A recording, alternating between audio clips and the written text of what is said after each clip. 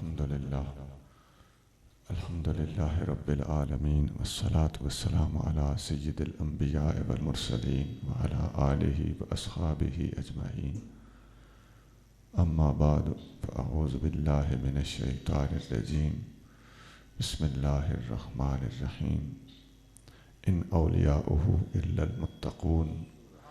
صدق الله مولانا العظيم. إن الله وملائكته يصلون على النبي يا أيها الذين آمنوا صلوا عليه وسلموا تسليما. اللهم صل على سيدنا ومولانا محمد وعلى آل سيدنا ومولانا محمد وبارك وسلم. الصلاة والسلام عليك يا سيدي يا رسول الله وعلى آلك وأصحابك يا سيدي يا حبيب الله. واجب الاحترام معزز و مکرم حضور قبلہ پیر سید احمد فاروق شاہ صاحب دعوت برکاتہم العالیہ، جناب محترم المقام حضرت قبلہ پیر سید لیاقت حسین شاہ صاحب، اور بطور خاص ہماری اس محفل کے داعی اور اس کے محتمم حضرت قبلہ محترم المقام شاہد محمود صاحب بغدادی، دیگر کثیر التعداد علماء کرام، بزرگوں، بھائیوں، عزیزوں، اللہ کریم مجھے اور آپ کو حضور نبی کریم رؤوف الرحیم صلی اللہ علیہ وآلہ وسلم کی سچی غلامی، محبت اور اتباع کی توفیق عطا فرمائے، اور اللہ تعالیٰ ہم سب کا خاتمہ ایمان پر کرے۔ اللہ نے ہمیں سعادت بخشی ہے کہ ہم پاک و ہند کی ایک عظیم ترین ہستیوں میں شمار ہونے والی ہستی حضور داتا سید علی بن عثمان حجویری رضی اللہ تعالیٰ عنہ کے مبارک عرس کے موقع پر مل کر بیٹھے ہوئے ہیں۔ اللہ کریم ہمیں ان کے فیوز سے مالا مال فرمائے، ان کی راہ پر چلنے کی ہمیں توفیق عطا فرمائے، ان کے درجات کو بلند فرمائے۔ حضور داتا گنج بخش کا اسم گرامی علی ہے، اور آپ کے والد گرامی کا نام عثمان ہے، علی بن عثمان۔ مذہب اہل سنت ہے، پتہ چلتا ہے سنی علی کو بھی مانتے ہیں، عثمان کو بھی مانتے ہیں۔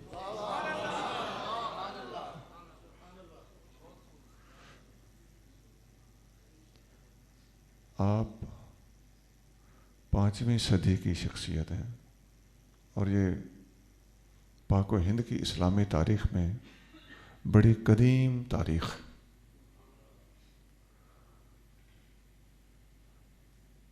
آپ کا شجرہ نسب، والد گرامی، دادا، پردادا، اوپر کو چلیں تو آپ حسنی سید ہیں، اور آپ سیدنا امام حسن بن علی بن ابی طالب کے بیٹے حضرت حسن مثنیٰ کی اولاد میں سے۔ حسن مثنیٰ کربلا کے غازی ہیں، جن کا نام سنیوں کو یاد نہیں کرایا گیا۔ ہمیں یہی بتایا گیا ہے کہ ایک امام زین العابدین رضی اللہ تعالیٰ عنہ کربلا سے واپس آئے تھے، حالانکہ یہ سراسر جھوٹ ہے۔ امام زین العابدین واپس تو تشریف لائے تھے، لیکن وہ اکیلے نہیں تھے، یہ حسینی سید ہیں، شہزادہ امام حسین ہیں، اور وہ شہزادہ امام حسن تھے جن کو حسن مثنیٰ کہا جاتا ہے، وہ بھی غازی کربلا ہیں۔ حسن مثنیٰ غازی کربلا سے حسنی سادات چلے، اور امام زین العابدین بن حسین بن علی بن ابی طالب سے حسینی سادات چلے۔ یہ ہمیں اچھی طرح پتہ ہونا چاہیے کہ واقعہ کربلا میں سے بچ کے واپس آنے والے ایک امام زین العابدین نہیں بلکہ 2 شخصیات ہیں۔ اس دوسری شخصیت کو حسن مثنیٰ کہا جاتا ہے، ان کی اولاد میں سے داتا صاحب ہوئے ہیں۔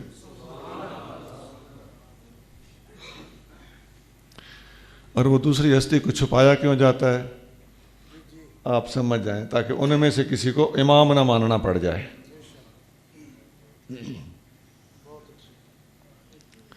چونکہ اللہ کی طرف سے ڈیٹیلنگ تو وہ تھی نہیں، وہ تھی سلیکشن. تو اپنی مرضی مچانے کے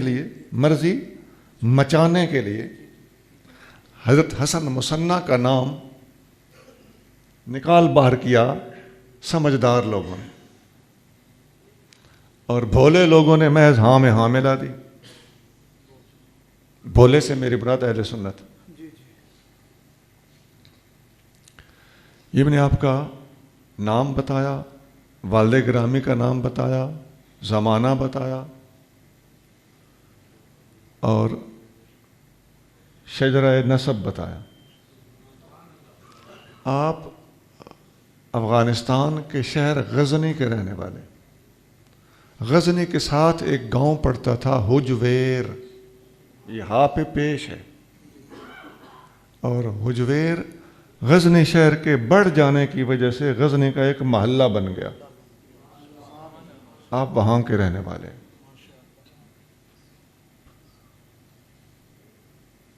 اچھا، اب آپ کا شجرہ اور سلسلہ طریقت کیا ہے؟ آپ طریقت کے اعتبار سے جنیدی کہلاتے ہیں. جنیدی سلسلہ 4 واسطوں سے آپ جنیدی سلسلے تک پہنچتے ہیں، حضرت سیدنا جنید بغدادی تک، اور وہ آگے 5 سلسلوں کے ذریعے سے نبی کریم صلی اللہ علیہ وسلم تک پہنچتے ہیں. تو تھوڑے فاصلے کے بعد حضرت داتا حجویری کا تعلق روحانی اعتبار سے اور سلسلہ طریقت کے اعتبار سے نبی کریم صلی اللہ علیہ وسلم کے ساتھ جڑ جاتا ہے. تو یہ سلسلہ داتا صاحب، اور داتا صاحب کا تعلق جنیدی سلسلے سے، اور جنیدی سلسلہ کہاں سے چلتا ہے؟ سیدنا علی المرتضیٰ رضی اللہ تعالیٰ عنہ سے چلتا ہے. آپ مرتضیٰ کریم کے بالواسطہ 8-10 واسطوں سے مرید بنتے ہیں. یہی وہ سلسلہ ہے جو بعد میں قادری سلسلے کے نام سے زیادہ مشہور ہوا. اس وقت چونکہ آپ حضور غوث پاک سے 100 سال پہلے کی شخصیت ہیں، لہٰذا اس زمانے میں سلسلے کو قادری سلسلہ نہیں بلکہ جنیدی سلسلہ کہا جاتا تھا. تو ابھی جو میں نے پوائنٹ لگایا کہ آپ حضور غوث پاک سے پہلے کی شخصیت ہیں، اس اعتبار سے دیکھا جائے تو حضور غوث پاک بلا شبہ ولیوں کے سردار ہیں.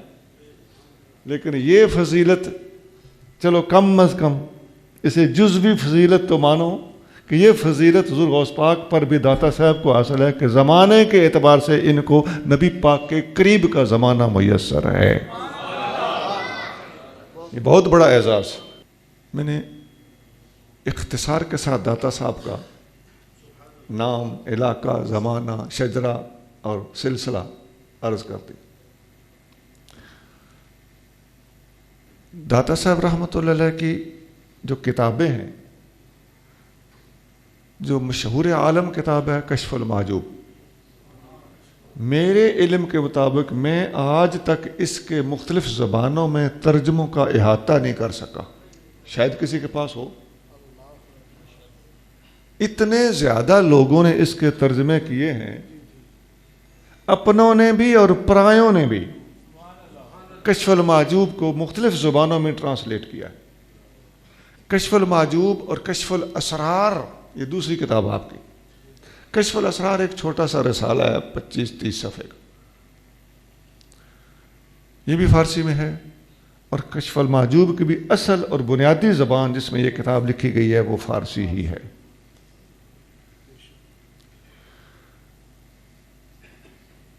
آپ کی شخصیت کے بارے میں اور آپ کی تعلیمات کے بارے میں، عقائد اور نظریات کے بارے میں جو کچھ ہم نے ٹٹولا، تلاشا، جستجو کی، جس نتیجے تک پہنچے، وہ میں آپ کے سامنے ٹوٹل داتا صاحب کے حوالے سے داتا صاحب کی 3 باتیں رکھنے لگا ہوں.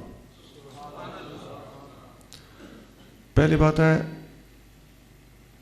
داتا صاحب کے عقائد.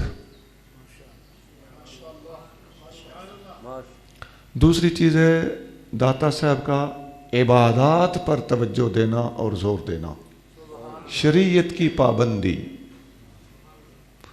اور تیسری چیز ہے داتا صاحب کی صوفیانہ تعلیمات. اب اہل علم بیٹھے ہیں، حضرت علامہ احسان اللہ صاحب مجددی بہت علمی شخصیت ہیں اور شیخ الحدیث ہیں اپنے جامعہ میں.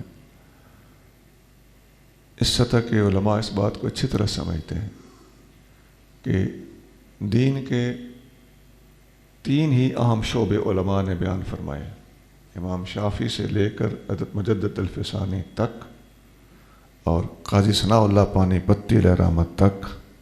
سب نے یہی بیان کیا ہے کہ دین یا عقائد ہے، یا احکام ہے، یا اخلاق اور تصوف. یہ 3 ہی چیزیں دین اسلام کا خلاصہ ہے. داتا صاحب کی کتابیں پڑھ کر بھی ہمیں یہی کچھ سمجھ آئی ہے کہ داتا صاحب نے اپنی کتابوں میں یہ 3 چیزیں بیان فرمائی. تو 3 چیزیں جو میں نے بتائی میں ایک بار پھر دہرانے لگا ہوں. داتا صاحب کے عقائد، نمبر 2 داتا صاحب کا شریعت پر زور دینا، اور نمبر 3 داتا صاحب کی صوفیانہ تعلیمات. پہلی بات میں نے عرض کی ہے داتا صاحب کے عقائد اور نظریات. اس سلسلے میں داتا صاحب نے کشف المحجوب کے شروع میں ہی داتا صاحب کی کتاب کا سب سے پہلا باب اور سب سے پہلا چیپٹر جو ہے اس کا نام ہے کتاب العلم یا باب العلم کہہ لیں. یعنی علم کے عنوان سے داتا صاحب نے اپنی کتاب کشف المحجوب کا آغاز کیا ہے. اب آپ میں مختلف جگہ سے منسلک لوگ بیٹھے ہوں گے، مختلف قسم کے پیروں سے آپ کا واسطہ پڑا ہوگا. یہ 5ویں صدی کے پیر ہیں جو اپنی دنیا اسلام کی تصوف پر لکھی جانے والی سب سے چوٹی کی کتاب کا آغاز اگر کر رہے ہیں تو کتاب العلم سے کر رہے ہیں.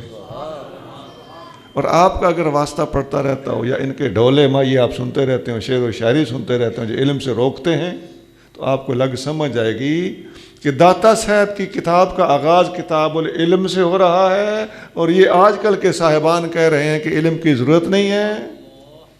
پتہ چلتا ہے کہ خرابی داتا صاحب میں نہیں تھی، خرابی ان لوگوں میں ہے. تو جو بھی پیر آپ کو علم سے روکے اس نو چک کے پرے مارو. علموں باج جے فقر کماوے کافر مرے دیوانہ ہو. اگلے پیروں کا تو یہ نظریہ تھا. اب یہ کہاں سے ہمارے اندر جراثیم پیدا ہو گئے ہیں؟ اور اس کی اصل وجہ یہ ہے جو بھی پیر مریدوں کو علم سے روکتا ہے، میں پوری مضبوطی کے ساتھ بات کرنے لگا ہوں، لکھ لو میری بات، نہیں ہوگی 1 انچ بھی غلط نہیں ہوگی. جو بھی پیر مریدوں کو علم سے روکتا ہے اکثر بد عقیدہ ہوتا ہے، اکثر رافضیت کی طرف مائل ہوتا ہے. بہت اچھے، لے لو تلاشی ان کی. بہت خوب، زندہ باد. کیوں روکتا ہے؟ اس لیے کہ کہیں یہ قرآن پڑھ کے مجھے پکڑ نہ لیں، حدیث کو سمجھنے کے بعد میرے اوپر سوال نہ کریں، اجماع امت اور جمہور کے فیصلے جان لینے کے بعد میری شرارتوں کے اوپر گرفت نہ کوئی کر سکے. پہلے سال ہا سال تک مریدوں کے ذہن بنائے جاتے ہیں اور پھر اپنی گندی ذہنیت کا مظاہرہ کیا جاتا ہے.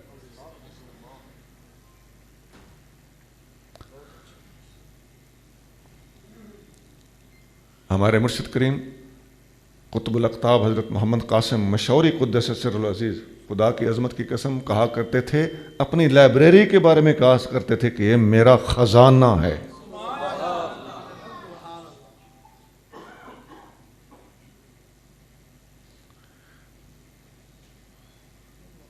ہم نے اولیاء کو دیکھا سنا ہے، اپنی اولادوں کے بارے میں متفکر رہتے تھے، اپنے شاگردوں کو بتاتے تھے، سینئر مریدوں کو بتاتے تھے میری اس کتاب کا، اس لائبریری کا، اس کتب خانے کا کیا بنے گا، اس کو پڑھنے والا مجھے اپنے بار نظر کوئی نہیں آ رہا. اس فکر میں مبتلا رہتے تھے. سنا یہ نبی کریم رؤوف الرحیم صلی اللہ علیہ وسلم کی میراث ہے. یہ الگ بات ہے کہ صحابہ کرام نے اس کو سینے میں سمویا، اور آج زمانہ گزرنے کے بعد ہمارے اندر وہ حافظے نہ رہنے کی وجہ سے ہم کتابوں کے محتاج ہو گئے. ذخیرہ تو وہی ہے جو کبھی سینوں میں ہوتا تھا اور اب کتابوں میں ہے، اور ہم نے کتابوں سے لے کر اپنے سینوں میں ڈالنا ہے.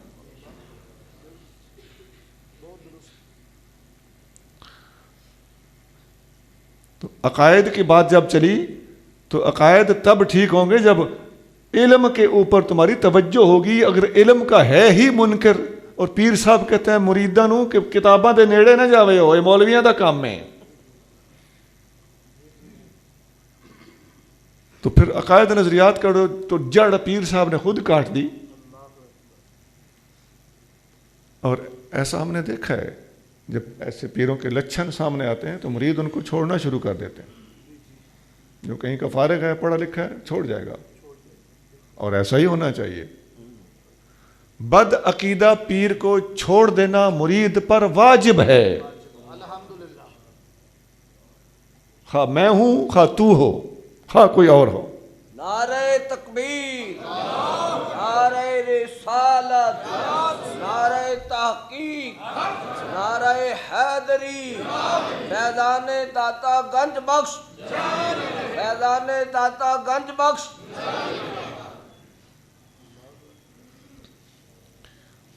یہ یاریاں اللہ اس کے رسول کی خاطر لگائی جاتی ہیں, اور اللہ اس کے رسول کی تعلیمات سے جو ہٹ جاتا ہے, یاری کا اصل مبدا, اصل سبب اس نے کاٹ ڈالا.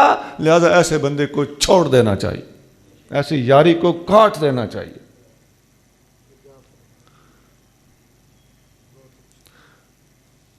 پھر داتا صاحب نے اپنی کتاب کشف المعجوب میں اللہ کے وجود پر دلائل دیے کہ اللہ ہے. اب کیا عام طور پر صوفیاء آج کل کے جو صوفی کہلاتے ہیں, میں ان کی بات کر رہا ہوں, کیا یہ ان باتوں پر بحث کرتے ہیں؟ نہیں. یہ داتا صاحب کو کیا تھا کہ وہ ان باتوں پر بحث کرتے رہے؟ اس کا مطلب ہے اصل صوفی وہ ہوتا ہے جو علم الکلام کا ماہر ہوتا ہے.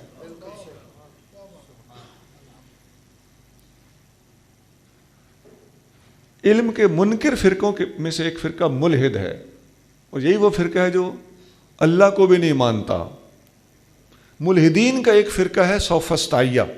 یہ لفظ مشکل ہے, آپ نے گھبرانا نہیں ہے. ملحدین آج کل آپ کے کالجوں یونیورسٹیوں میں کافی سارے پائے جا رہے ہیں. بہت سارے پروفیسر, پڑھنے والے, پڑھانے والے, کلاس روموں کے اندر الہاد پڑھایا جا رہا ہوتا ہے.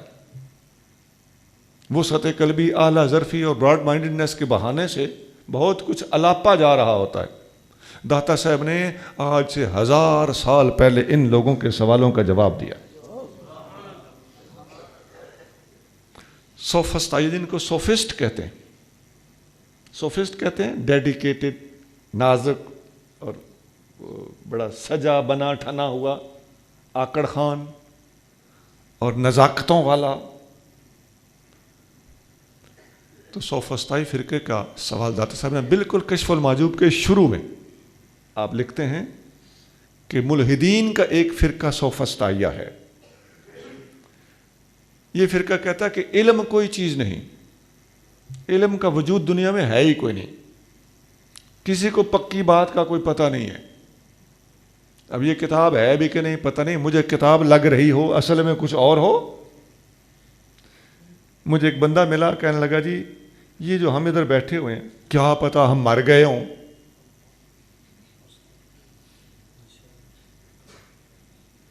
اور یہ ہم مرنے کے بعد ادھر بیٹھے ہوئے ہوں. یہ آج کل پڑھے لکھوں کا یہ حال ہے.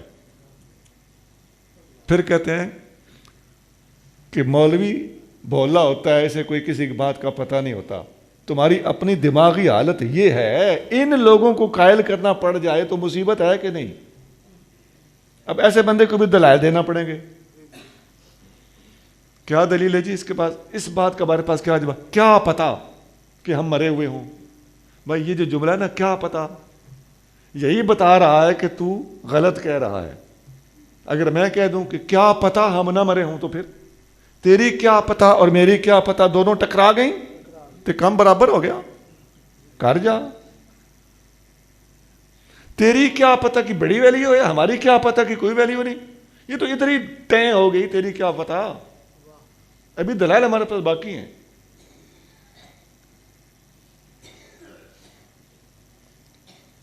اچھا, داتا صاحب کیا لکھتے ہیں؟ داتا صاحب سوفسطائی فرقے کا نام لے کر جو علم کا منکر ہے, کہتا ہے علم نام کی کوئی چیز نہیں ہے. داتا صاحب لکھتے ہیں کہ ہم ان سے پوچھتے ہیں کہ یہ جو تم نے کہا کہ علم کوئی چیز نہیں، علم کوئی چیز نہیں، 4 لفظ ہوئے، یہ ایک سینٹینس ہے، ایک فقرہ ہے۔ داتا صاحب پوچھتے ہیں تمہیں اس بات کا علم ہے کہ علم کوئی چیز نہیں؟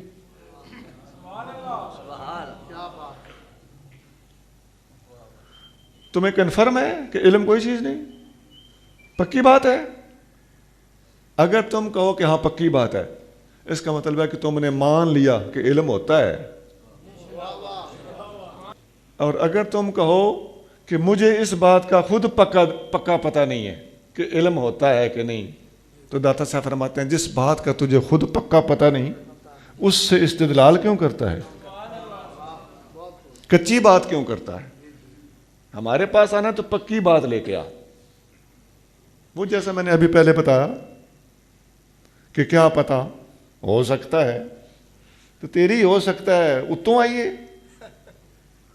ہماری ہو سکتا ہے تمہیں چبھتی ہے۔ اب ایمان سے بتائیے داتا صاحب اونچی بات کر رہے ہیں کہ نہیں کر رہے؟ علمی بات کر رہے ہیں کہ نہیں؟ مناظرانہ بات ہے کہ نہیں؟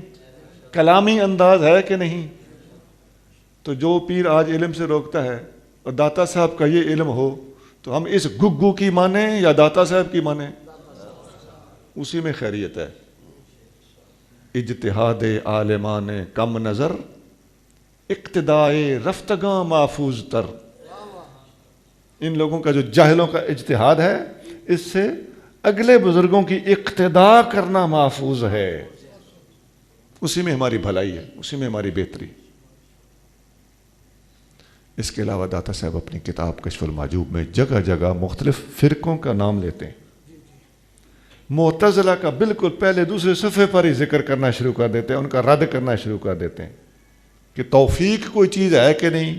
معتزلہ کہتے ہیں یہ کوئی چیز نہیں، داتا صاحب ان کا رد کرتے ہیں۔ جبریہ اور قدریہ کا رد کرتے ہیں نام لے لے کر۔ اور یہ بات یاد رکھیں، قدری فرقہ اور معتزلہ فرقہ اس وقت آپ کے اندر بھی موجود ہے۔ لیبل بدل جانے سے حقیقت نہیں بدلتی۔ آج کل ہمارے بھولے لوگوں نے کیا سمجھا ہوا ہے، 1-2 پھانسیاں ہمارے ہاتھ میں ہیں، وہ ہر گلے میں ہم فٹ کر کے دیکھ لیتے ہیں کہ یہ اس پہ پورا اترتا ہے کہ نہیں۔ یہ پھانسیاں تھوڑی ہم نے محدود کی ہوئی ہیں۔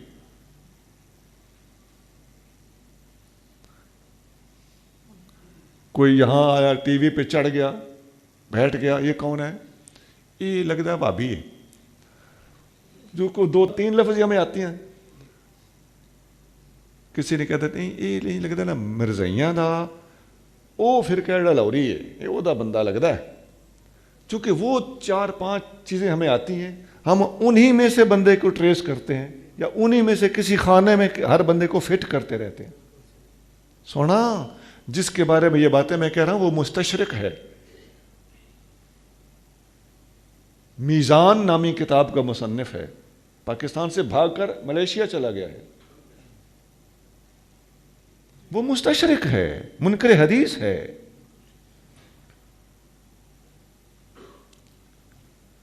لیکن ہمارے پاس چونکہ سٹینڈرڈ ہی وہ ہے، پیمائش ہی وہ ہے، پیمانہ ہی ہم نے وہی پکڑا ہوا ہے کہ 2-3 فرقوں میں سے اس کو ڈھونڈو کس میں سے ہے، اور ہمیں کچھ نہیں آتا۔ ایک بندے سے میری بات ہو رہی تھی، ہمارے علاقے کی بات ہے، تو کسی ڈاکٹر کے پاس جانے لگا تو اس کو کسی نے کہا کہ وہ ڈاکٹر مرزائی ہے، خیال نہ جامی۔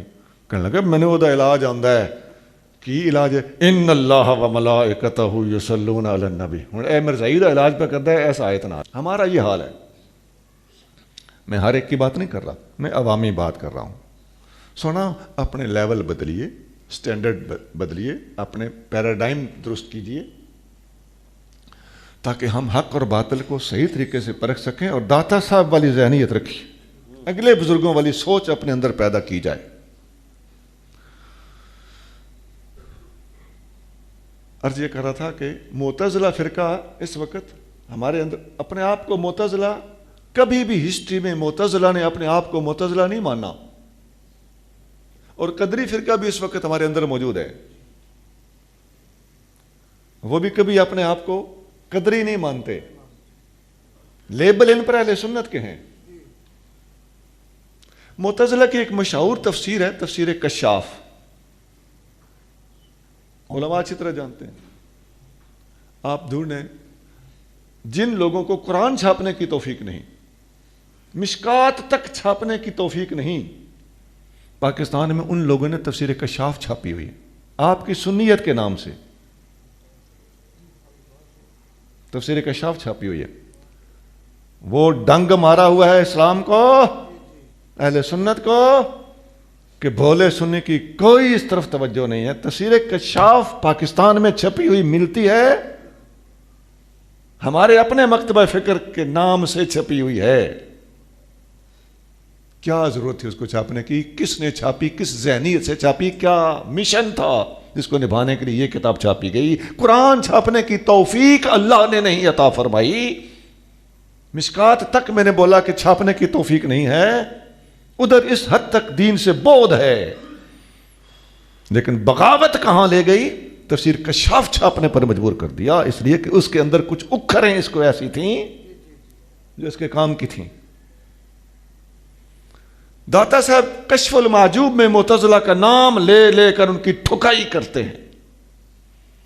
میری ایک آدمی سے بات ہوئی، میں نے کہا یہ ہمارے اندر کچھ معتزلہ کے جراثیم مجھے نظر آ رہے ہیں۔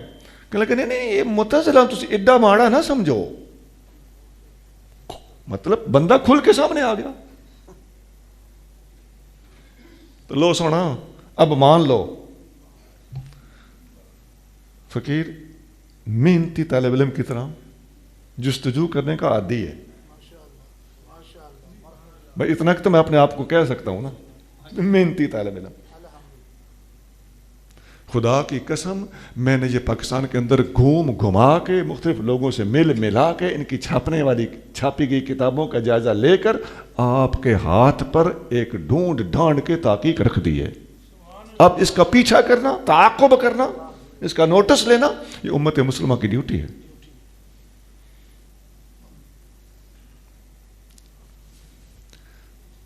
ایک مسئلہ اور بھی حل ہو گیا کہ لوگ کہتے ہیں جی صوفی کا کوئی مذہب نہیں ہوتا، صوفی کا مذہب ہوتا ہے۔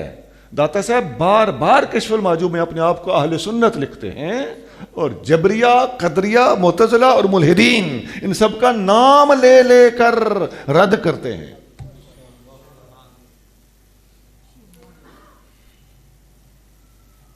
تو کس جاہل ماحول سے ہمارا واسطہ پڑ گیا ہے۔ اچھا، داتا صاحب کے اگلے نظریات وہ بھی سن لیجیے۔ آپ کو پتہ ہے کہ تصوف کا موضوع توحید ہے، تو توحید کا اقرار تو داتا صاحب کے ہاں میں ڈھونڈنے کی ضرورت ہی نہیں ہے نا، کہ تصوف کا تو موضوع ہی توحید۔ پھر داتا صاحب پوری کتاب کے اندر جگہ جگہ اور بار بار علم کے اوپر بڑا زور دیتے ہیں، جیسا میں نے بتایا کہ علم سے ہی کتاب شروع ہوتی ہے۔ آپ شروع میں ہی آیت لکھتے ہیں انما یخشی اللہ من عبادہ العلماء۔ داتا صاحب نے کتاب میں جو سب سے پہلی آیت لکھی ہے وہ یہی ہے، اللہ سے وہی لوگ ڈرتے ہیں، اس کے بندوں میں سے وہی لوگ ڈرتے ہیں جو علماء ہوتے ہیں۔ تھوڑا اس موضوع کو آگے لے کے چلتے ہیں، داتا صاحب کے عقائد اور نظریات کیا ہیں۔ آج کل کے ماحول کے حوالے سے ایک بات پہلی میں نے بات کی، جو کالجوں اور یونیورسٹیوں میں جو اسلام کے خلاف بغاوت کھڑی کی جا رہی ہے اس کو ہم نے بے نقاب کیا ہے۔ داتا صاحب نے اپنی کتاب میں ان ابتدائی چیپٹروں کے بعد تصوف کی تعریف وغیرہ بیان کرنے کے بعد تھوڑا آگے چل کے داتا صاحب نے صوفیاء کے مختلف طبقے بیان فرمائے۔ سب سے پہلے داتا صاحب نے 4 خلفائے راشدین کا ذکر کیا ہے، ان کا باب ہی وکھرا باندھا ہے، جدا چیپٹر ہے۔ 4 یار کا چیپٹر الگ، اور صرف الگ نہیں، سب سے پہلے۔ اب بتائیے جی آج کل کیا مسائل کھڑے ہیں؟ 4 نہیں 5، اور بعض کے نزدیک 4 بھی نہیں، مختلف فتنے ہیں نا داتا، اور پھر بعض کے نزدیک ہیں تو صحیح لیکن صوفی نہیں ہے، سیاستدان ہیں. ہر ڈسنے والے کو داتا صاحب نے اس کی گردن کاٹ کے رکھ دی ہے. صوفیاء کے طبقات میں سب سے پہلے 4 یار کا ذکر کیا ہے.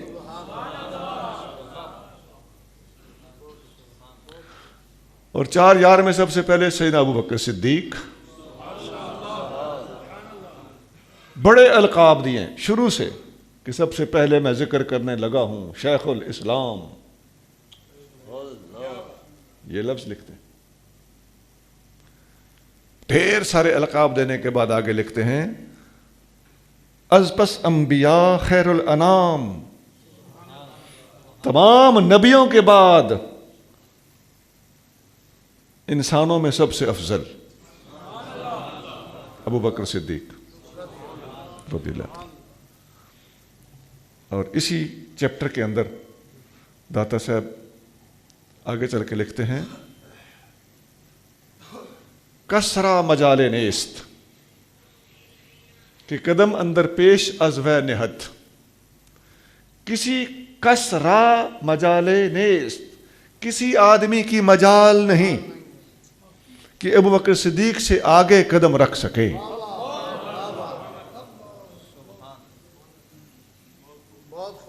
لوگوں کے دماغ آج کل ایسے ہیں نا، ان کو قرآن سناؤ تو اثر نہیں، حدیث سناؤ تو اثر نہیں، داتا صاحب کا لفظ سناؤ تو اثر کرے گا.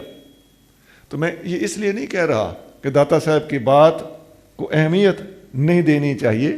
میں آج کل لوگوں کو بتا رہا ہوں کہ یار اب تو خدا کا واسطہ ہے، مان لو کہ قرآن حدیث یہی کہتا ہے، اسی لیے داتا صاحب بھی یہی کہہ رہے ہیں کہ کسی کی مجال نہیں کہ وہ بکر صدیق سے آگے قدم رکھ سکے. یار یہ کتنا بھاری لفظ ہے، کسرا مجال نیست.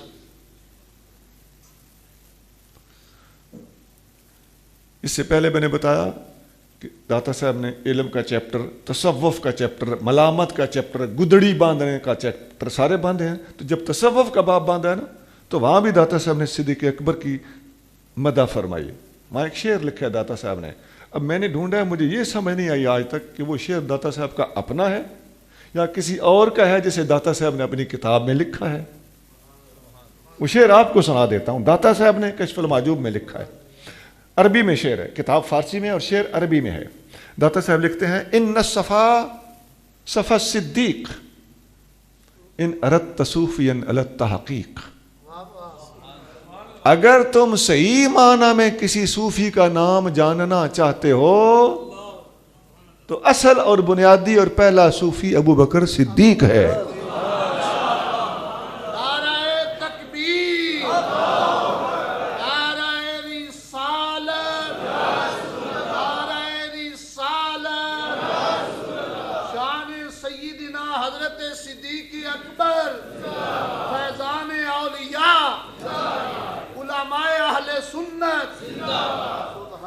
یہ چنگیزیوں کا قول ہے کہ فلاں خلیفہ سیاسی ہے اور فلاں خلیفہ روحانی ہے. سب کے سب روحانی ہیں. میں نے چنگیزی کیوں کہا؟ جدا ہو دین سیاست سے تو رہ جاتی ہے چنگیزی. ان لوگوں کو، ان چاروں خلفائے راشدین علیہم رضوان کو اللہ تعالیٰ جل شانہ نے سب سے پہلے روحانیت عطا فرمائی ہے، اور روحانیت میں جس کا جیسے درجہ تھا اسی طرح خلافت میں بھی پہلا، دوسرا، تیسرا، چوتھا نمبر ملتا گیا. خلافت بیسڈ ہے، اس کی بنیاد رکھی گئی ہے روحانی مقامات پر اور افضلیت پر. اس لیے داتا صاحب نے فرمایا ان الصفا صفا الصدیق. بعض نسخوں میں لکھا ہوا ہے ان الصفا صفت الصدیق ان اردت صوفیا علی التحقیق. صفا صدیق کی صفت ہے. اگر تم صحیح معنی میں کسی صوفی کے متلاشی ہو تو وہ ابو بکر صدیق ہے. تو صحیح معنی میں صوفی، ان اردت صوفیا، اس میں تو حصر پایا جا رہا ہے. اس کے باوجود اہل سنت نے اس کو حصر کی حقیقت پر معمول نہیں کیا. باقی خلفاء راشدین کو بھی صوفی قرار دیا ہے، یا اس کے اندر کمال زیادہ پایا جا رہا ہے؟ اس پر بھی یہ شعر معمول ہو سکتا ہے کہ تصوف کا کمال اگر تم نے اپنے عروج پر دیکھنا ہے تو وہ صرف صدیق اکبر میں، باقی ہے دوسروں میں بھی۔ تو اس قسم کی جن لوگوں نے باتیں کی ہیں کہ یہ صوفی ہیں اور یہ سیاستدان ہیں، یہ محض جلن ہے، یہ کڑھن ہے، اور یہ مرتا کیا نہ کرتا والی باتیں ہیں۔ یہ پاکستانی بولی نہیں ہے، یہ ایرانی بولی ہے۔ اس پر کسی ایرانی کو کیا اعتراض ہو سکتا ہے؟ وہ کہے گا لو جی جان چھٹی، سیاستدان کہہ دے مسئلہ ہی حل ہو گیا، وہ تو یقین مند ہے۔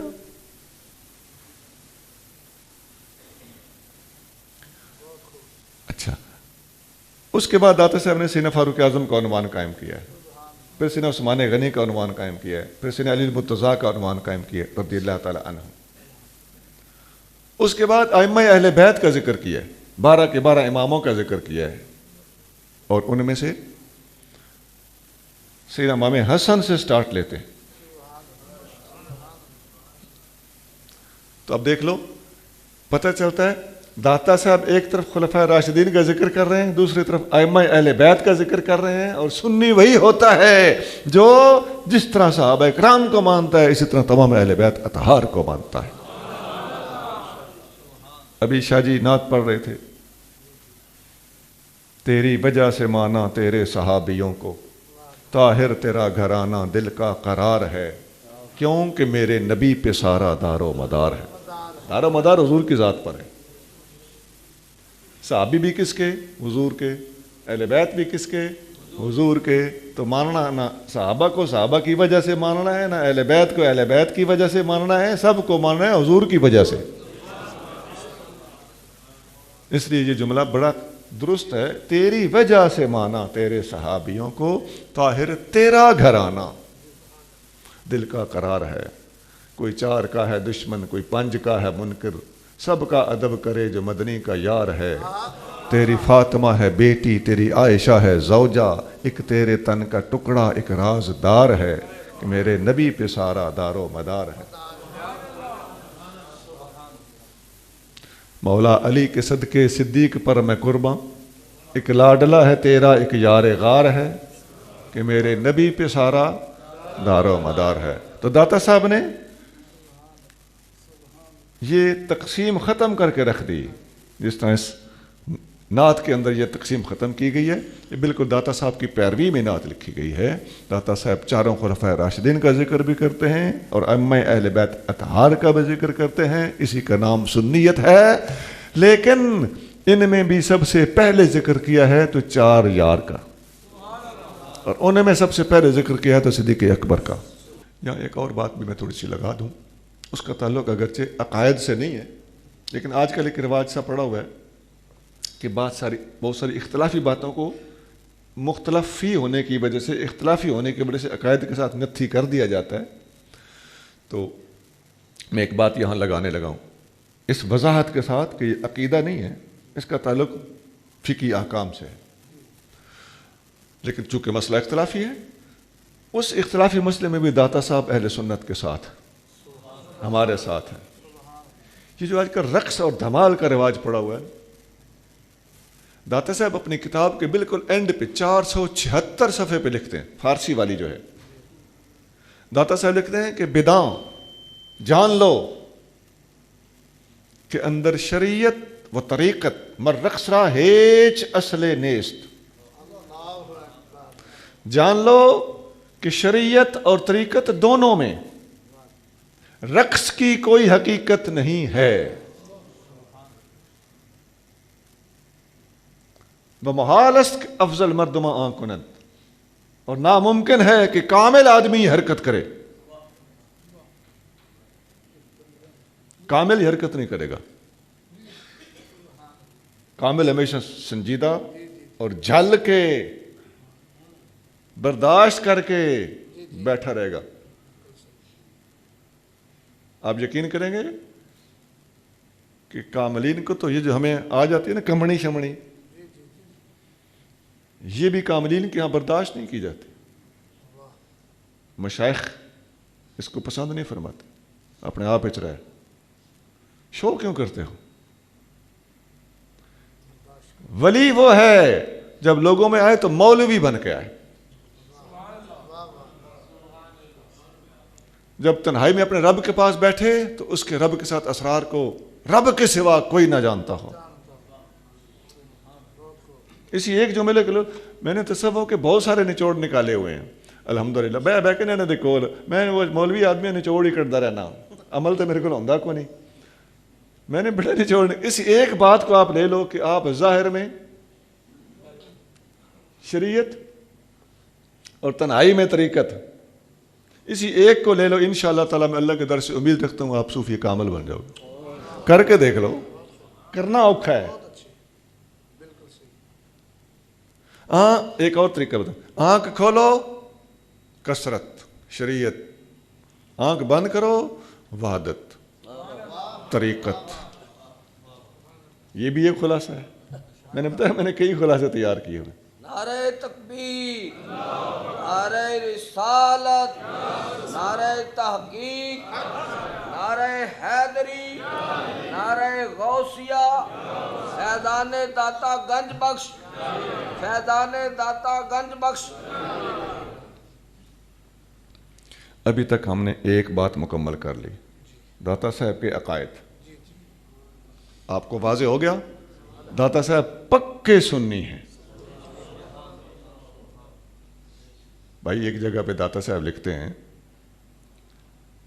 صفحہ نمبر 78 ہے کشف المعجوب کا، سیدنا امام زین العابدین رضی اللہ تعالیٰ عنہ کی مبارک شان میں فرزدق کا مکمل قصیدہ آپ نے لکھا ہے۔ اس قصیدے کے شروع میں آپ لکھتے ہیں کہ سیدنا امام زین العابدین کو یزید کے پاس جب شام میں پہنچایا گیا تو وہاں آپ نے یزید کا نام لکھا ہے۔ داتا صاحب کے الفاظ سنو، داتا صاحب لکھتے ہیں یزید اخزاہ اللہ دون ابیہ، یزید کو اللہ ذلیل کرے مگر اس کے والد کو نہیں۔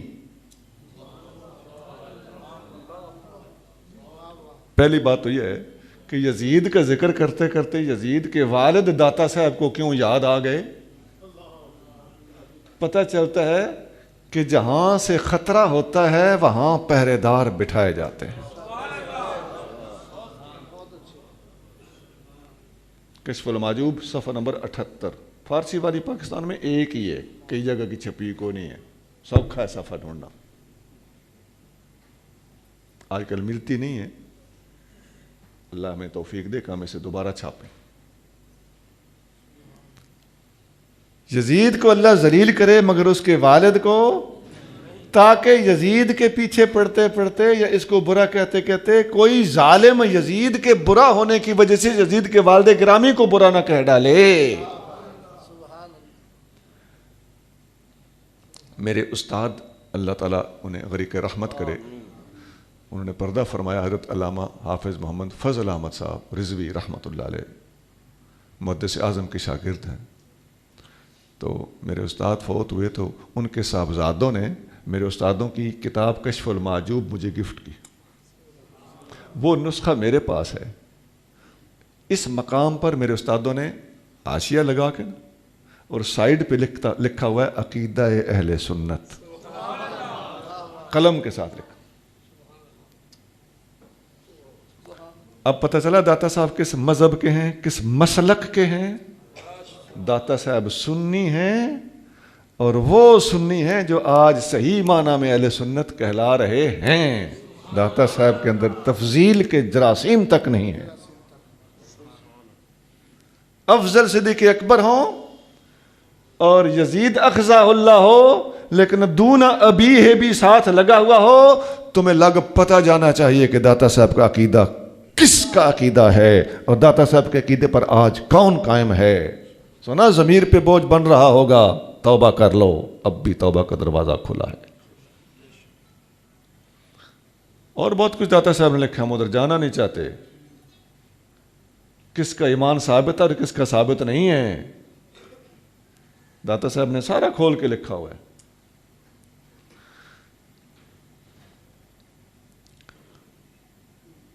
دوسری چیز تھی شریعت، احکام۔ داتا صاحب کے بارے میں نے ابھی بتایا. داتا صاحب نے کتاب کے شروع میں لکھا ہے کہ شریعت کے 3 ماخذ ہیں: قرآن، حدیث اور اجماع. اگرچہ چوتھا قیاس بھی ہے، لیکن بات قطعیت کی ہو رہی تھی. داتا صاحب نے بنیادی ماخذ، قیاس میں تو اختلاف بھی ہو سکتا ہے، یہاں اختلاف کی کوئی گنجائش نہیں، اس لیے داتا صاحب نے ان 3 چیزوں کو شریعت کے اصول قرار دیتے ہوئے نقل کیا ہے. تو داتا صاحب لکھتے ہیں کہ طریقت کے بھی 3 اصول ہیں اور شریعت کے بھی 3 اصول ہیں. طریقت کے اصول کون سے ہیں؟ فرمایا اللہ تعالیٰ کی ذات اور توحید کی پہچان. نمبر 2 اللہ تعالیٰ کی صفات کی پہچان. نمبر 3 اللہ تعالیٰ کے افعال کی پہچان. یہ طریقت کے 3 اصول ہیں. اور اسی کے فوراً بعد اگلی سطر میں لکھتے ہیں شریعت کے بھی 3 اصول ہیں: قرآن، حدیث اور اجماع. سونا بے شک اگر کوئی طالب علم بیٹھا تو ڈائری پہ نوٹ کر لے، کام دیں گے یہ باتیں. امت کے متفقہ فیصلے، حدیثوں کے متفقہ فیصلے. حدیثوں کے متفقہ فیصلے کی میں تعریف بھی کرتا ہوں، گھبرانا نہیں کہ حدیثوں کا متفقہ فیصلہ کیا ہوتا ہے.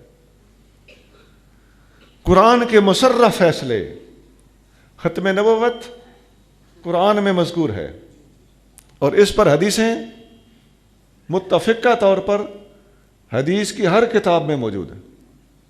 کم از کم 6 کتابوں کو تو بچہ بچہ جانتا ہے نا.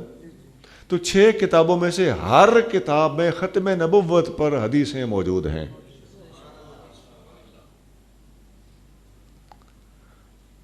اور اس پر اجماع امت بھی ہے. اب صدیق اکبر اس امت میں سب سے افضل ہیں. قرآن کی آیتیں اس پر ناطق ہیں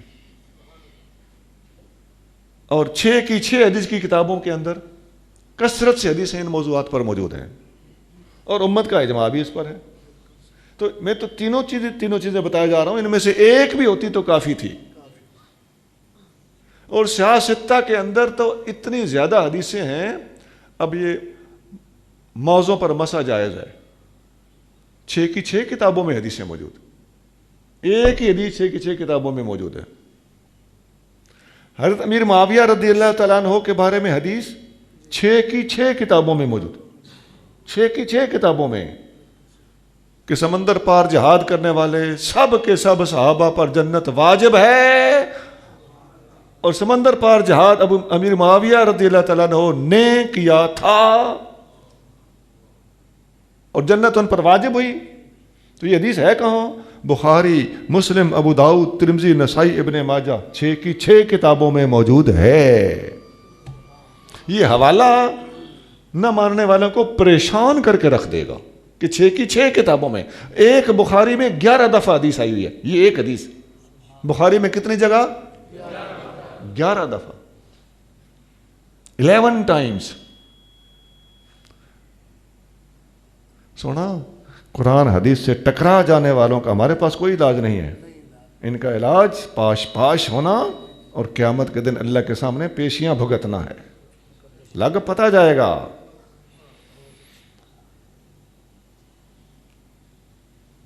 احتیاط تو ادب میں ہی ہے نا، اتنی بھی مت ماری گئی ہے، جبکہ احتیاط سے آگے ہم قطعیات بتا رہے ہیں. یہ میں نے ایک حدیث سنائی ہے جو 6 کی 6 کتابوں میں ہے، اور حدیثیں بہت ہیں، پورے کی پورے کتابوں کے اندر چیپٹر موجود ہیں مناقب کے. تو ان کتابوں کی اہمیت کہاں گئی؟ پتہ چلتا ہے کہ لیبل پاکستان کا ہے، اندر ایران ہے. اصل بیماری یہ ہے.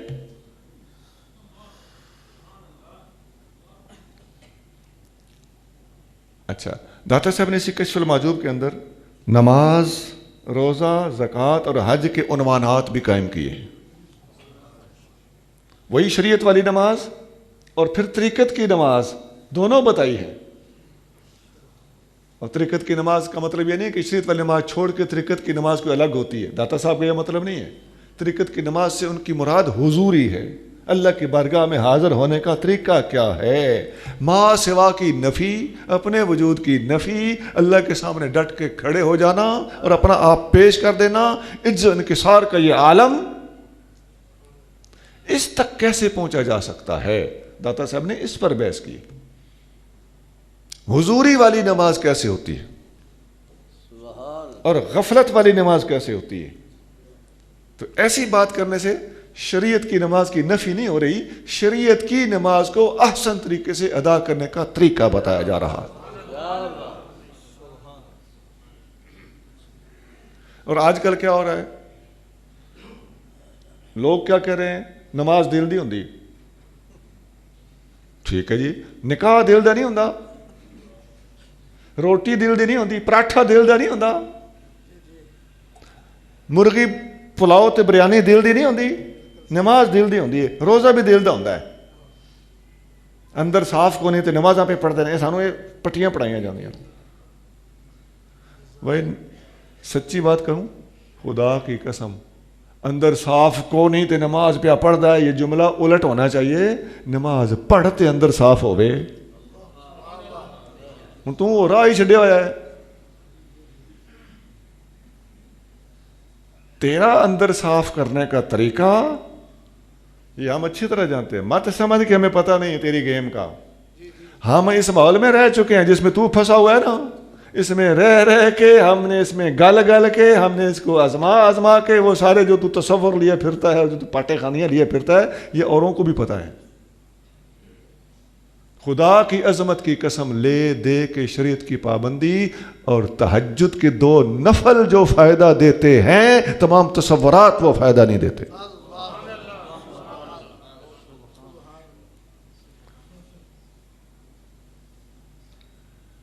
ابدیت اصل چیز ہے، فنائیت کا دور اور وہ دائرہ مکمل کرنے کا عرصہ اس وقت فروٹفل ہوتا ہے جب انسان سمندر کے تھپیڑے کھانے کے بعد کنارہ مصطفیٰ پر پہنچتا ہے۔ کنارہ حضور ہیں۔ فقیر نے ایک نعت لکھی ہے بغیر نقطوں کے، وہ لمبی نعت ہے، میں آپ کو اس میں ایک شعر سنانے لگا ہوں۔ ساحل وہی ہے واحد، حضور ساحل ہے، نعت ہے نا چونکہ، تو ساحل وہی ہے واحد، ساری ہمم کے دھارے، ہمم کے دھارے، ساحل وہی ہے واحد، ساری ہمم کے دھارے، سوئے کرم کدائے ہر دو سرا کرو۔ 2 جہان کا جو کرم کدا ہے، اپنی ہمتوں کے رخ اس کنارے کی طرف کر دو۔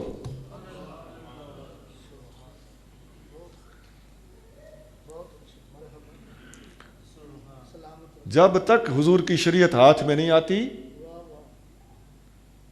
کوئی صوفی کسی کدی نہیں لگتا، طرح طرح کی بیماریاں چمڑ جائیں گی، گھریلو مشکلات کھڑی ہو جائیں گی، بچوں کے مسائل کھڑے ہو جائیں گے، بیوی کے ساتھ لڑائیاں ہونا شروع ہو جائیں گی، طلاقوں تک نوبت جا سکتی ہے، اولادیں باپ کے مخالف ہو سکتی ہیں۔ ایسا ہوتا رہا ہے اور اب بھی ہو رہا ہے۔ پٹتے ہیں، ہمارا کہنا نہیں مانتے، ہمارے پاس بھی آتے ہیں، میں ادھر پھنسا ہوا ادھر پھنسا، پھر میں سوال کرتا ہوں تو سوال میرے ہوتے ہیں ایسے، وہ سمجھ جاتا ہے کہ یہ سوال جو کر رہا ہے نا،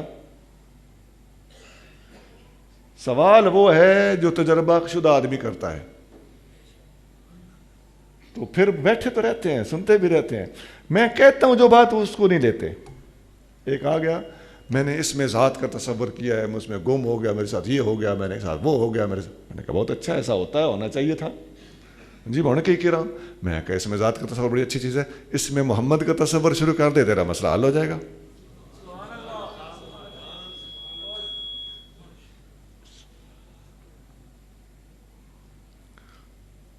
سنا داتا صاحب نے پگنے کے بعد کتاب لکھی ہے، بجو میں نے کہا ہے پگ جانا، سمجھتے ہو نا؟ ہم جیسے لوگ جو پگے ہوئے نہیں ہوتے نا، ہمیں ٹینشنیں ہوتی ہیں، مصیبتیں ہوتی ہیں، مشکلات ہوتی ہیں، اور ان گمر گھیروں میں ہم پھنسے ہوئے تھے۔ گمر گھیر کہتے ہیں بھمر کو، وہ جو پانی میں ہوتا ہے، ہم ان میں پھنسے ہوتے ہیں. یہ ایک دور ہوتا ہے, اس میں بھی گھبرانے کی بات نہیں ہے, نکل جائے گا. ایسے بچے وہ صحبت نہیں بھی لیتے, اس میں بھی ان کا قصور نہیں, وہ ابھی اس کا وقت نہیں آیا.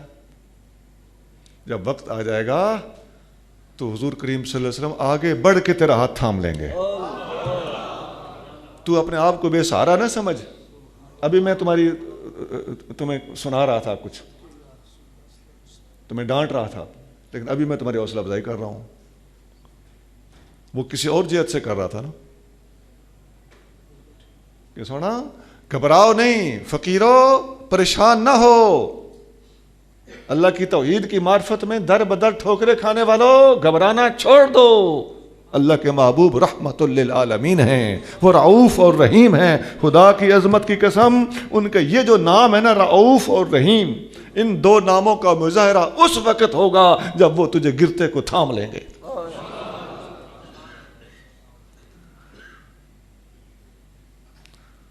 طریقت کا کوئی فقیر نبی کریم صلی اللہ علیہ وسلم کی رحمت کی نگاہوں سے پوشیدہ نہیں ہے. وہ خود کرم فرمائیں گے یا اپنے کسی پیارے کو کرم کرنے کے لیے بھیج دیں گے.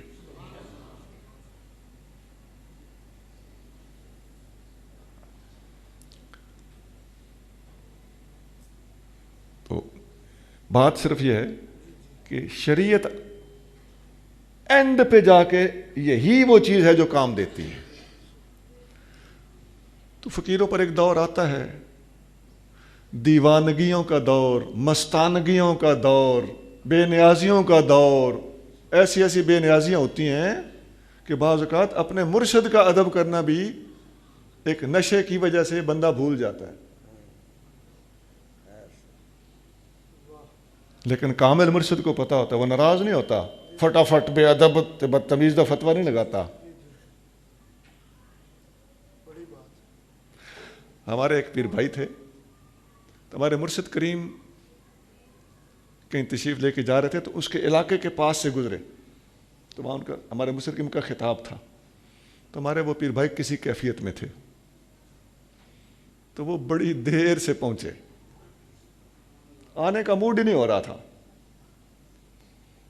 تو اب بظاہر تو بے ادبی ہے نا, لیکن کامل مرشد وہ ہوتا ہے جو فقیر کی کیفیت کو سمجھتا ہے. کامل بعض اوقات اپنے مرید کا ادب کرتے ہیں, وہ مرید کا اپنا ادب نہیں ہوتا, مرید کی کیفیت کا ادب ہوتا.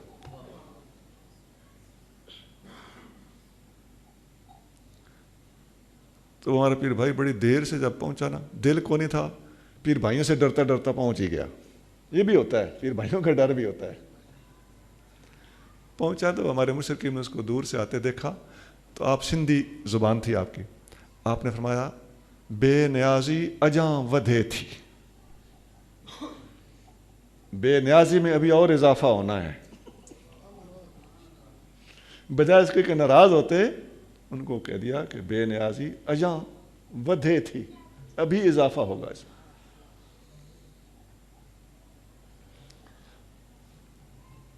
عزیزان اکرامی, داتا صاحب نے جو نچوڑ نکالا ہے وہ یہ ہے کہ قرآن, حدیث اور اجماع کا پٹا گلے میں ڈال لو, اس سے دائیں بائیں ہونے والا بندہ گمراہ ہوتا ہے. اور جتنے آج کل یہ طبقے پھر رہے ہیں آپ دیکھ لو, اور ان میں سب سے افضل چیز قرآن ہے, اس کے بعد حدیث ہے, اس کے نیچے اجماع کا درجہ ہے. لیکن ماننے کی جب باری آتی ہے تو سب سے پہلے اجماع کو ماننا پڑتا ہے. اسٹیپ وائز نیچے سے اوپر جانا ہوتا ہے. ان کی سینیارٹی اوپر سے نیچے کو ہے, وہ ٹھیک ہے, لیکن ماننے کی جہاں تک بات آتی ہے تو نیچے سے اوپر ہے.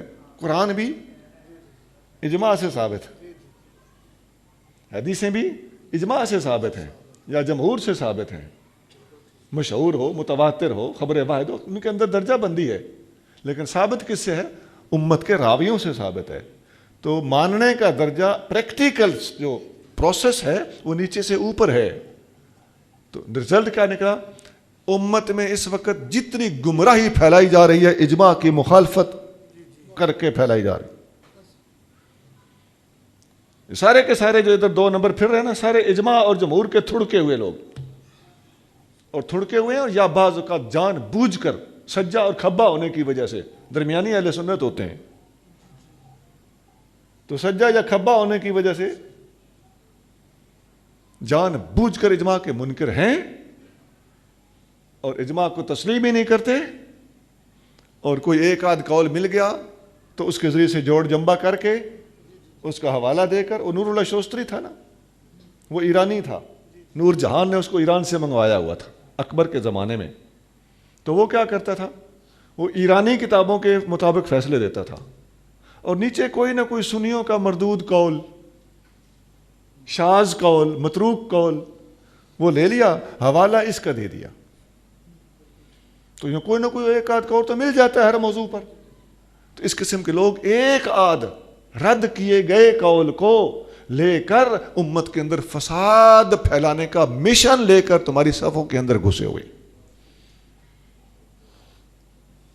یہ کسی خاص حکومت کے ایجنٹ ہیں، اس کا تعلق پاکستان سے نہیں ہے، اجماع کو چیلنج کرتے پھرتے، ایک آدھ قول مل جائے، وہ 14ویں صدی کی کوئی کتاب ہو، ہے جی بس وہ فلاں تفسیر میں آ گیا ہے، قرآن میں آیا ہوا ہے کوئی اثر نہیں، حدیث میں ہے اس کو کوئی صحت پر اثر نہیں، اجماع امت ہے اسے کوئی اثر نہیں، بس ایک یہ رول بیان میں آ گیا۔ میں مثال دے رہا ہوں، وہ اعلیٰ حضرت ایک جگہ لکھتے ہیں کہ ایک آدھ قول ان کو مل جائے تو کہتے ہیں، اعلیٰ حضرت کا جملہ ہے کہ اوے یا میرے خدایا اب صبر کا یارہ کسے، قول مل گیا ہلدی کی گرا، وہ پچھاری نو سن دی گنڈی ملی، وہ چوہے نو ملی تو پنساری بن بیٹھا سی، پشتو میں کہتے ہیں چندخ پلو تسور شو کشمیری ہو لیدہ، یعنی ڈڈو وٹا نا مٹی دا وٹا ڈھیلا، ڈڈو ڈھیلے پہ چڑھا نا کہنے لگا منو کشمیر پہ دستا ہے، یہ ان کا حال، ایک بظاہر ایک لطیفہ سا بن گیا، لیکن میں بات تو مسئلہ جو بتا رہا ہوں وہ سیریس سنجیدہ ہے۔ اچھا اب تک جی ہم نے دو باتیں بتائیں، نمبر ایک داتا صاحب کے عقائد، اور نمبر دو شریعت کی پابندی، تیسری اور آخری چیز ہے داتا صاحب کی صوفیانہ تعلیمات۔ اب آپ جانتے ہیں پوری کی پوری کتاب ہی تصوف پر ہے،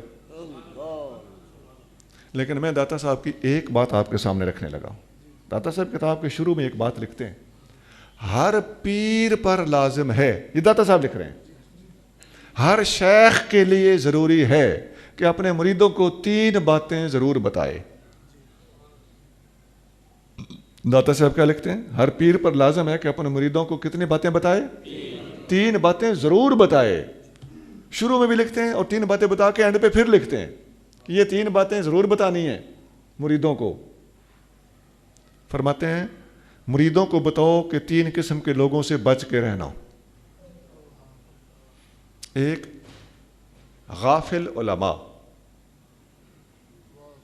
غافل، نمبر 2 مداہنت پسند فقراء، مداہنت کیا ہوتی ہے، دوہن کہتے ہیں تیل کو، اور مداہنت کہتے ہیں تیل لگانا، سادہ لفظ ہماری زبان میں کہتے ہیں مکھن لگانا، چاپلوسی پسند فقراء، جو اپنی چاپلوسی پسند کرتے ہیں، ان کے لیے کھڑے ہو جاؤ، ہاتھ چومو، حضور حضور کرو، ان سے جو مرضی بنوا لو، ایک سیبہ دی پیٹی لے جاؤ، 500 روپیہ نال پیش کر دیو، کتاب اگے رکھ دو، حضور تیرا تقریر لکھانی ہے، مہربانی فرماؤ، لے آؤ جی لکھ دینا، بس ایک سیبہ دی پیٹی تے 500 روپیہ۔ تقریزاں تو کئی کتابیں ملن گیا اسی طرح لکھائی گیا، پیر صاحب نے کتاب پڑھی ہی کو نہیں۔ ہم نے جا کے دیکھا، پھرولا، معلومات لیں تو رزلٹ یہی نکلا، ہمیں یہی سمجھ آئی کہ یہ گیم ہوئی ہے، یہ مداہنت پسند فقراء ہیں۔ داتا صاحب کہہ رہے ہیں ان سے بچو، یہ مداہنت کی میں نے تعریف بتائی ہے۔ اور تیسرے جاہل صوفیہ، جاہل صوفیوں سے بچو۔ اب وہ مداہنت پسند فقراء اور جاہل صوفیہ ملتی جلتی باتیں ہیں، لیکن اس میں داتا صاحب نے فرق کیا ہے، تو ٹوٹل 3 چیزیں ہو گئیں۔ داتا صاحب فرماتے ہیں 3 قسم کے لوگوں سے بچا کے رکھنا ہر پیر پر لازم ہے کہ اپنے مریدوں کو بچاؤ، انہیں تلقین کرو کہ ان لوگوں سے بچنا ہوگا تمہیں۔ نمبر 1 غافل علماء، غافل علماء سے مراد داتا صاحب آگے اس کی تشریح بھی کرتے ہیں. داتا صاحب بتاتے ہیں کہ غافل علماء وہ ہیں جو حکومتی کارندوں اور عہدیداروں اور M N A M P, آج کل کی بولی بول رہا ہوں، داتا صاحب نے ایم این اے نہیں لکھا، یا S P D S P, ان کے دروازوں کے چکر لگاتے ہیں. ان کو حضرت اور حضور کہتے ہیں.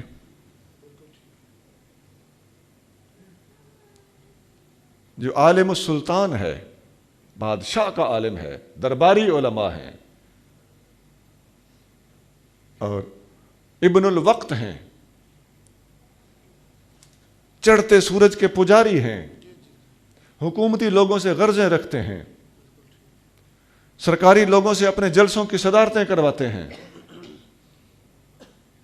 انہیں اپنے جامعہ کے بچوں کی دستار بندی کے موقع پر دعوت دے کر ان کے سامنے عوام سے فنڈ کی اپیل کرتے ہیں. وہ بھی 4-5-10 لاکھ روپیہ دے کر چلا جاتا ہے، پلے وہ بھی نہیں دے رہا ہوندا، وہ بھی سرکاری خزانہ چ دے رہا ہوندا ہے.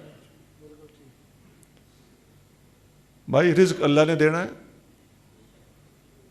مدرسہ اللہ تعالی دا رسول ہے، مدرسے دے وچ جو کچھ پڑھانا ہے وہ تو یہی ہے نا کہ ان لوگوں کو بچ کے رہنا جن دے رزق دا پتہ ہی نہیں حلال ہے کہ حرام ہے. تو جو کچھ وہاں پڑھاتے ہو تمہارا عمل اس کے خلاف ہو تو داتا صاحب کہہ رہے ہیں کہ غافل علماء سے بچ کے رہنا.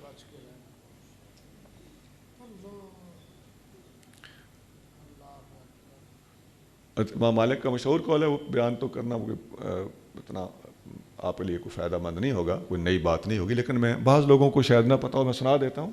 امام مالک کا مشہور قول ہے، بہت کتابوں میں ہے. آپ فرماتے ہیں کہ جس نے علم پڑھا اور فقر نہیں سیکھا یہ غافل علماء ہے. علم پڑھا فقر نہیں سیکھا، پڑھ عالم حافظ ہویوں بھی طالب ہویوں زردہ ہو، بھی کا مطلب ہے اور بھی زیادہ. تو جو زر کا طالب ہے علم پڑھ پڑھ کے، ایسے عالم کا کیا فائدہ؟ کوئی علم، یہ علم نہیں ہے، یہ جہالت ہے. امام مالک فرماتے ہیں کہ جس نے علم پڑھا اور فقر نہیں سیکھا تو وہ منافق ہے. من تفقہ ولم یتصوف فقد تنفق ومن تصوف ولم یتفقہ، جس نے تصوف سیکھا اور علم نہیں پڑھا فقد تزندق، وہ زندیق ہے، کافروں کی ایک قسم ہے. ومن جمع بینہما، جس نے ظاہری باطنی دونوں علم جمع کیے فقد تحقق، وہ محقق بن گیا.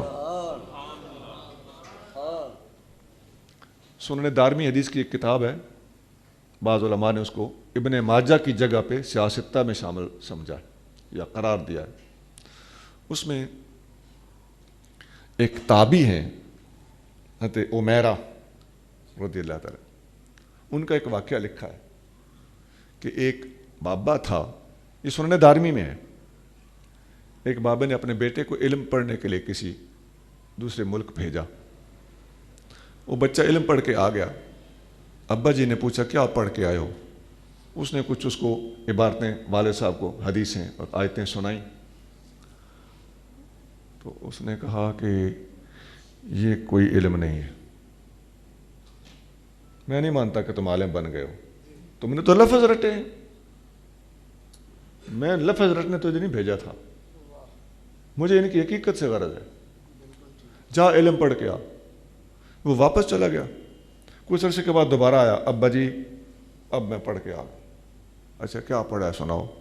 اس نے سوچا ابا جی کو پہلے زبانی سنایا تھا، ابا جی نے کہا تھا یہ لفظ ہیں، تو اب میں کچھ لکھ کے دوں. اس نے ابا جی کو لکھ کے دیا. ابا جی نے اس نے کہا یہ سفید کاغذ ہے اور اس کے اوپر کالی سیاہی ہے، بس یہی ہے، یہ علم نہیں ہے، جاؤ علم پڑھ کے آؤ. وہ بیچارہ پھر چلا گیا. ایک عرصے کے بعد پھر آیا، پڑھ کے آئے؟ جی بابا جی پڑھ کے آؤ. کیا پڑھ کے آیا؟ اس نے کہا ابا جی اب آپ خود پوچھ لیں، میں اپنے طریقے آزما چکا ہوں، آپ پتہ نہیں کیسے مطمئن ہوتے ہیں. اس نے کہا اچھا چلو میں پوچھتا ہوں، تم اگر راستے پہ جا رہے ہو ایک بندہ تمہیں گالیاں دیتا ہے، دوسرا بندہ تمہاری تعریف کرتا ہے، تم کیا کرو گے؟ اس نے کہا جی میں گالیاں دینے کا برا نہیں بناؤں گا اور تعریف سن کر چوڑا نہیں ہوں گا، یہ ان کا کام ہے، میرا کام اور ہے، میں اپنے کام سے کام رکھوں گا۔ انہوں نے کہا یہ جواب ٹھیک ہے۔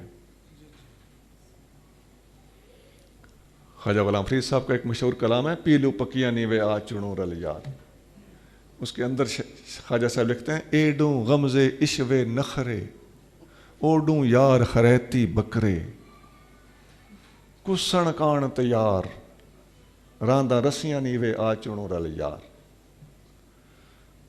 تو عاشق تو خریتی بکرے کی طرح ذبح ہونے کے لیے تیار ہوتا ہے۔ جان گرامی، علم کا اور دین کا اور تصوف کا اور دعوت اللہ کے جب آپ کام کرو گے، آپ کو ایک طرف سے کتے بھونکنے کو آئیں گے، دوسری طرف سے بکرے قربان ہونے کو آئیں گے، آپ نے نہ ان کی پرواہ کرنی ہے نہ ان کی پرواہ کرنی ہے۔ داتا صاحب فرماتے ہیں مداحنت پسند فقراء، ان سے بچنا۔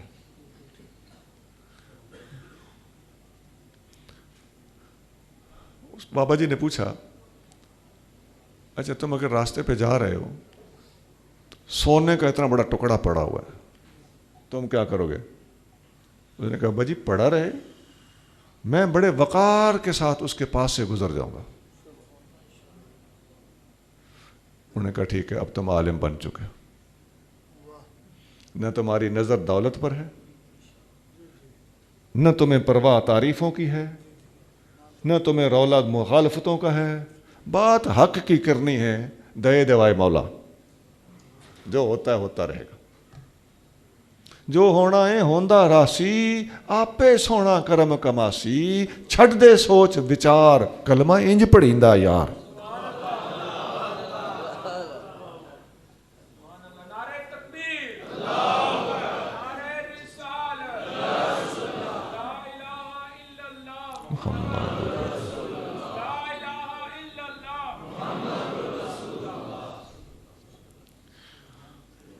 اچھا، تیسرے ہیں جاہل صوفیہ، جن سے بچنا ہے۔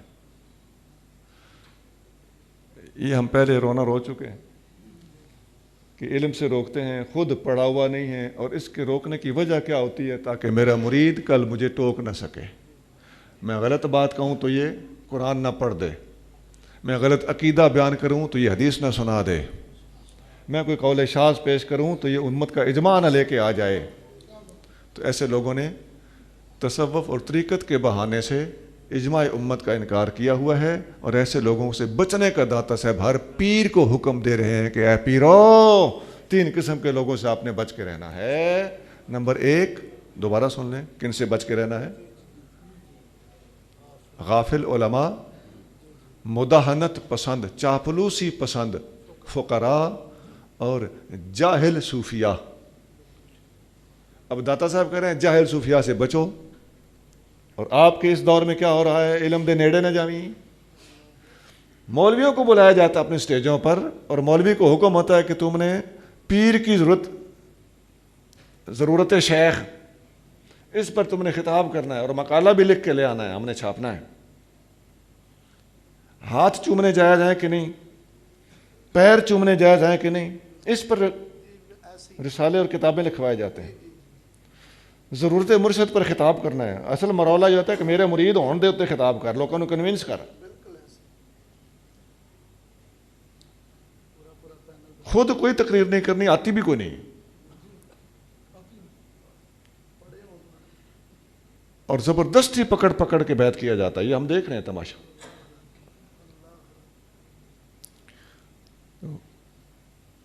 یہ جاہل صوفیہ ہے، اور خطابات بھی کرائے جاتے ہیں، پہلے الرٹ کرا کہ یہ موضوع ہے آپ کا، اس موضوع پر آپ نے بولنا، اور بیماری اندر صرف اور صرف یہ ہوتی ہے کہ میرے بارے میں 10۔ پیر کی ضرورت ہے تو پھر ٹھیک ہے، پیر کی ضرورت ہے جا کے پڑھ لیں گے، جو کم دلت داتے، لیکن ادھر مقصد کیا ہوتا ہے کہ ادھر ہی آوے، اور کدھر نہ جاویں۔ سونا یاد رکھیے، ہمارے علماء نے قرآن کی روشنی میں ایک مسئلہ بیان کیا، مرشد کے لیے، ولی کے لیے 4 شرطیں ہیں. کتنی شرطیں ہیں؟ نمبر 1، اس کا عقیدہ ٹھیک ہو. سیدھے لفظوں میں کھری کھری بات ہے، جس طرح داتا صاحب نے لکھا ہے. معتزلہ بھی غلط، قدریہ بھی غلط، جبریہ بھی غلط، ملحدین بھی غلط.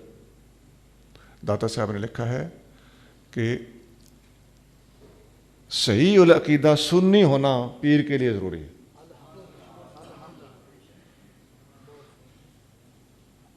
یہ سادہ خلاصہ ہے کہ عقیدہ صحیح ہو. صحیح العقیدہ ہونے سے کیا مراد ہے؟ سیدھے لفظوں میں سنی ہو، بات ختم.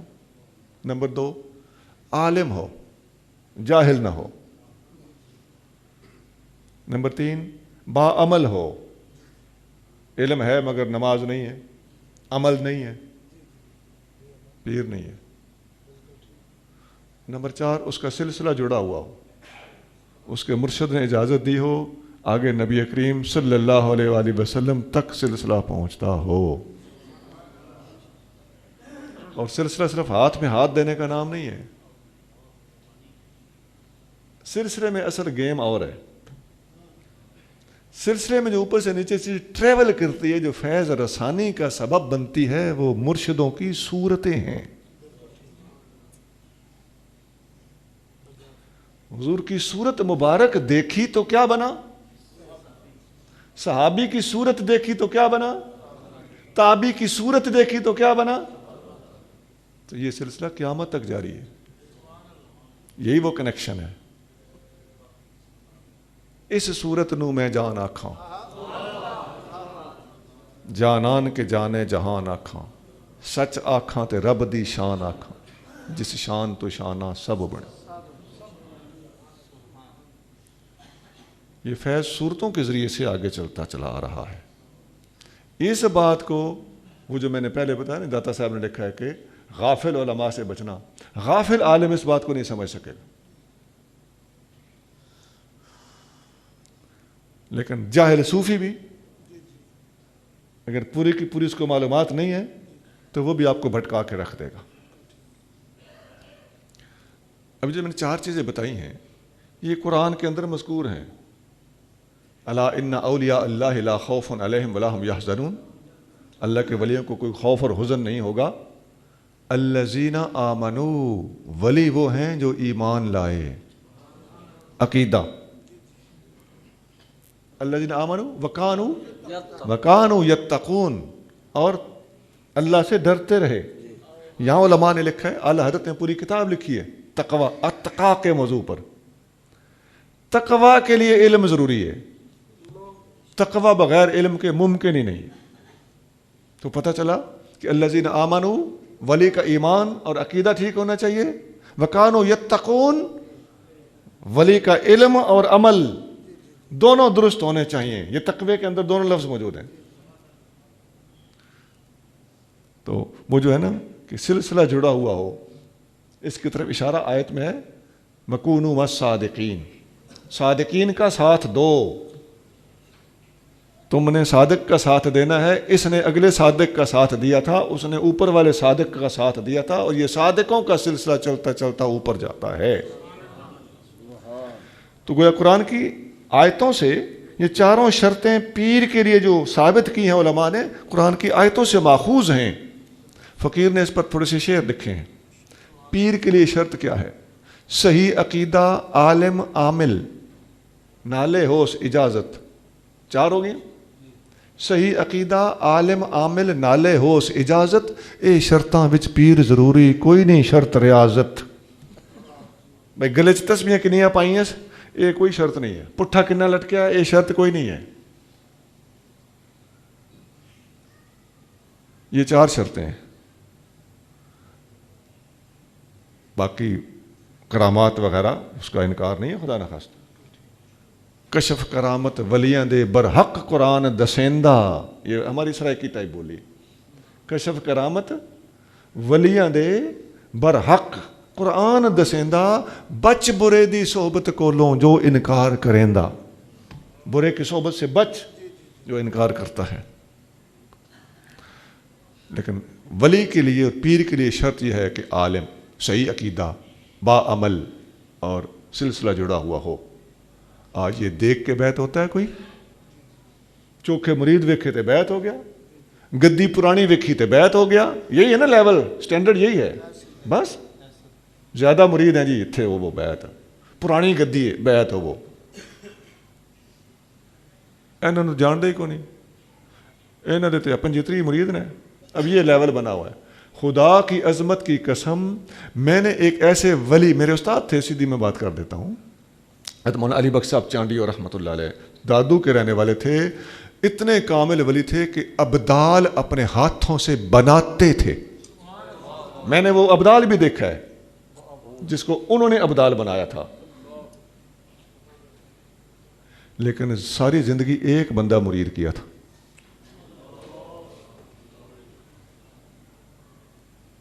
تو یہ کثرت کوئی معیار نہیں ہے. اس چکر سے باہر نکلا سنیوں, تمہارے ایمانوں پہ ڈاکے ڈالے جا رہے ہیں. گدی پرانی ہے, نا وڈا ہے. میں کسی ایم این ایم پی کو بھی ملو نا تو وہ ہمارے اندر سنیے میں اپنے آپ کو ایڈجسٹ کرنے کے لیے کہتا ہے میں وہ فلاں جگہ بیٹھا ہوں, وڈی گدی تو نہ لے گی, چونکہ ان کا ذہن ہی بیچاروں کا سیاسی ہوتا ہے.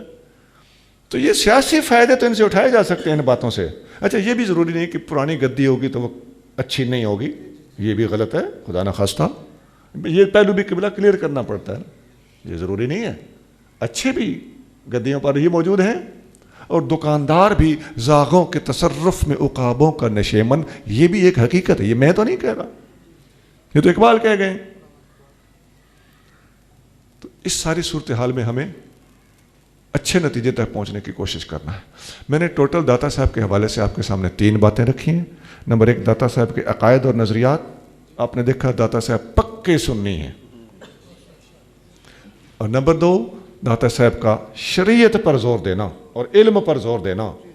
اور نمبر 3, داتا صاحب کی صوفیانہ تعلیمات. صوفیانہ تعلیمات کا سلسلہ بہت طویل ہے, میں ضمناً چونکہ کافی ساری باتیں کر کے آیا ہوں, اور اینڈ پہ میں نے اس موضوع پر بھی کچھ باتیں کر دی ہیں. اللہ تعالی ہمیں داتا صاحب جیسی ہستی کی پاک و ہند کے اندر وجود سے مستفید ہونے اور ان کی تعلیمات کی قدر کرنے کی توفیق عطا فرمائے. اور ہمارے بھائی جناب حضرت قبلہ شاہد محدود بغدادی صاحب نے یہ اہتمام کیا ہے, اللہ تعالیٰ ان کی اس محنت اور کاوش کو اپنی بارگاہ میں قبول فرمائے. صبح کے ٹائم پہ اتنے سارے لوگوں کا آ جانا بہت مشکل ہوتا ہے, اگرچہ آج سنڈے ہے لیکن اس کے باوجود لوگ سنڈے کو تو اپنی نیند پوری کرتے ہیں. تو لوگ اتنی زیادہ تعداد میں ان کی محنت کے نتیجے میں آ پہنچے ہیں. اللہ تعالیٰ ان کی یہ محنت کرنا اور آپ لوگوں کا ٹائم نکال کر آ کے بیٹھنا, خاص طور سے مشائخ اور علماء کرام جو میرے دائیں بائیں بیٹھے ہیں, میں ہاتھ باندھ کرنے سے معافی مانگتا ہوں کہ میں نے آپ کی سما خراشی کی ہے, اور آپ کے بیٹھے رہنے اور اعلیٰ ظرفی کا مظاہرہ کرنے پر میں آپ کا تہ دل سے شکر گزار ہوں. سبحان ربک رب العزت عما یصفون وسلام علی المرسلین والحمد للہ رب العالمین.